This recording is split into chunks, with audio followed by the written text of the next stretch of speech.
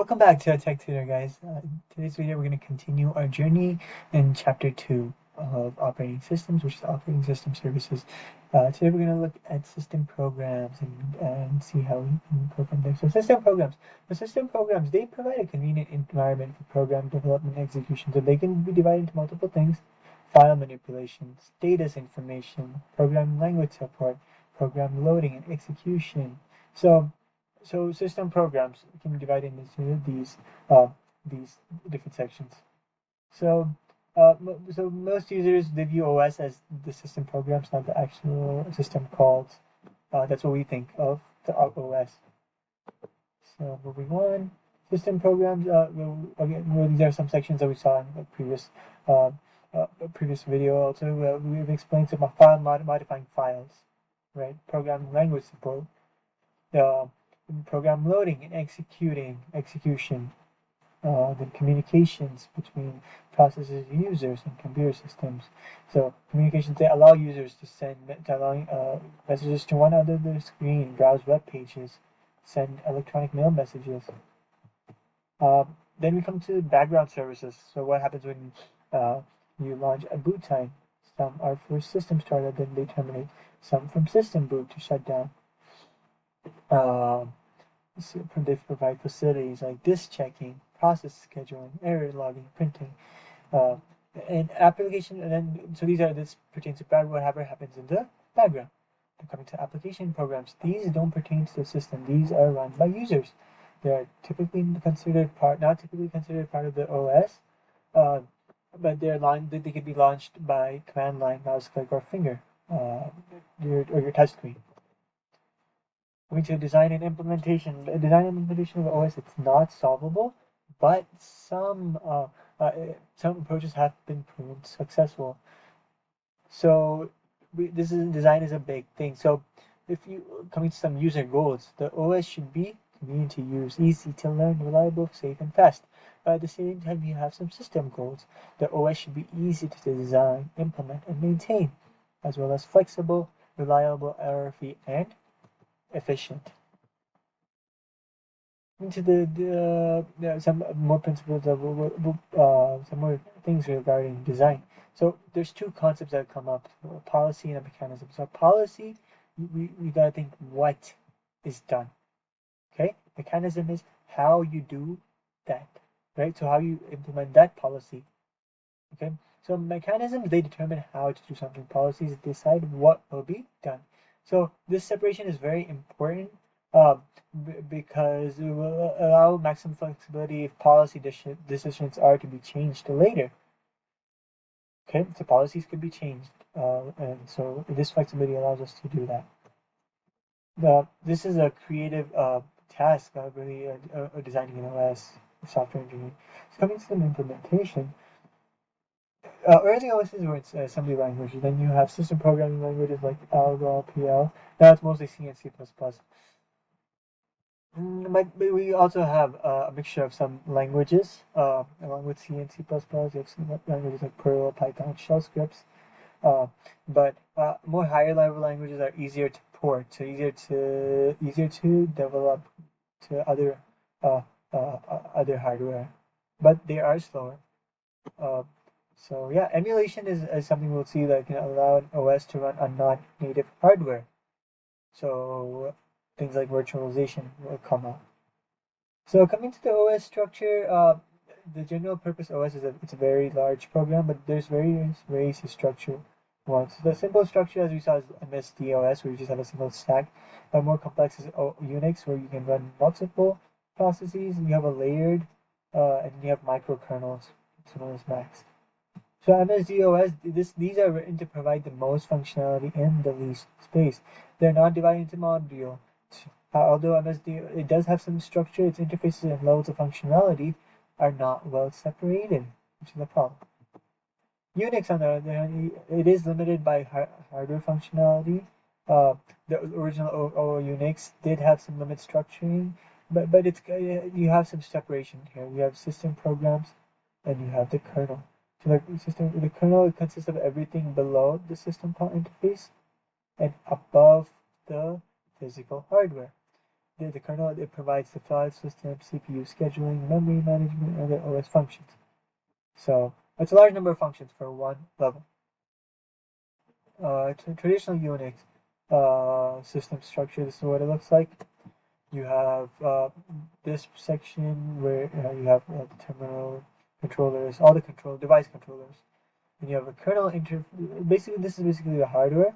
You have a kernel interface, so this midsection is a kernel, where the kernel can talk to the hardware, but at the same time the kernel can also communicate to the users.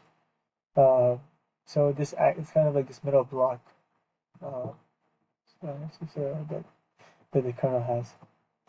A development from this, even though this is not fully layered, right? This is not fully layered. We have a layered approach where you have multiple layers. The bottom layer, layer 0, it's the hardware. Then the highest layer is the user interface. Okay, so so as you can see, we are dividing these to increase the modularity. So and how the system operates, we're trying to make it better. So yeah, microkernel services. Now this is a development from layered system. So this moves as much from the kernel into user space. Mac is an example of a microkernel. The communication that takes place between user models using message passing. The benefits of this is easier to extend to microkernels. The message passing is primarily in this. It's easier to port the OS to new architectures. It is more reliable. It's more secure. But because of overhead of the user space, the kernel space communication, you have a performance overhead. So yeah, so this is easier to extend. This is easier to port to OS, more reliable, more secure. This is quite kind of like a microkernel structure looks like. You have the hardware, you have the user mode, kernel mode, but you have this message passing now between the user mode and kernel mode. So many OS, they implement loadable kernel modules. So another development from the microkernels. It's also known as LKM. So this uses an object-oriented approach where each component is separate. Each talks to the others over known interfaces, and each is loadable as needed within the kernel. So overall, similar to layers, but it comes with more flexibility. So each module is they're loaded when they're needed. That's why they're called loadable kernel modules, right? So that improves performance too. So this is the what Solaris uses this. We have the core Solaris kernel. You have these different modules, right? So streams module, executable formats module, loadable system calls. So you have this. The kernel is small, so that's not having all of these at once. It uses whatever it needs when the time comes. So, but we talked about this. We talked about microkernels, MSDOS, layered approach, right? But many systems they are not one just pure module. They're hybrid of these. So Windows is mostly monolithic, but as we see, it has microkernels for different subsystem personalities too. Uh, so yeah, and then you have Apple macOS as an example, where it has it's hybrid layered Aqua UI, plus it has the Cocoa programming environment. So this is kind of like the macOS structure, what it looks like. So you have GUI, then you have the application services and whatever, so it's environments. Then you have a link to the BSD to the kernel environment. Yeah. iOS, we come to what our iPhones, right? How does that run? So it doesn't really run the OS X function natively. It runs on a different CPU structure too. It is more proprietary. It's tight built. Object-C API, Cocoa Touch. You have media services. Then you have core services for cloud computing database, and then so yeah, this is kind of like the OS, iOS. Then you have the Android. Android it was developed by an open science by mostly Google. It is open source, unlike iOS. It has a similar stack to iOS. It's based on the Linux kernel, but it's modified. It provides access, process, memory, device driver management, as power management. Uh, Runtime environments also includes a core set of libraries. So yeah, this is kind of like the Android architecture. You have the application framework, then you have the libraries associated with it, then you have the runtime associated with it too. So whatever things you need at runtime, like libraries or virtual machines. Coming to debugging, as I said, this is in the last video. This is going to be a major section. We're going to talk about debugging. Is an important part of an operating system where you find and fix errors or bugs. The OS generates log files containing error information. So the failure in an application, right? It could generate a core dump file, capturing memory of the process. OS system failure. So say there's a kernel that crashes, that could create a crash dump that contains a kernel memory. But debugging a kernel is more difficult than debugging than something that happens in the user space. So so performance tuning can like how that could use trace listings that could show you the trace of what happened.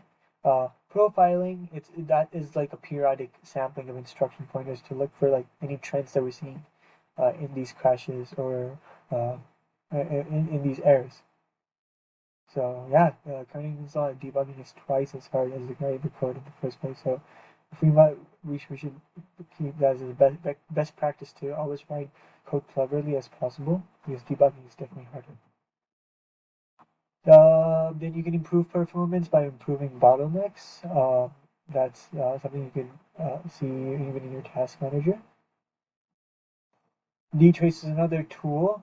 I'm going to skip over this because it's not really. It's just a tool that we come across for seeing for tracking processes. The task manager is the modern equivalent.